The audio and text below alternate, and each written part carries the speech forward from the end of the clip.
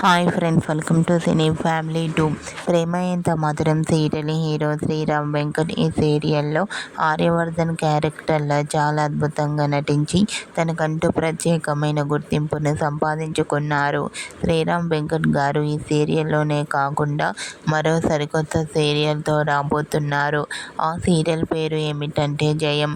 జయం సీరియల్లో శ్రీరామ్ వెంకట్కి జోడీగా వర్షిణి నటించబోతోంది. జయం సీరియల్లో శ్రీరామ్ వెంకట్ అండ్ వర్షిణి ఈ సీరియల్లో రుద్ర గంగా క్యారెక్టర్లో నటించబోతున్నారు.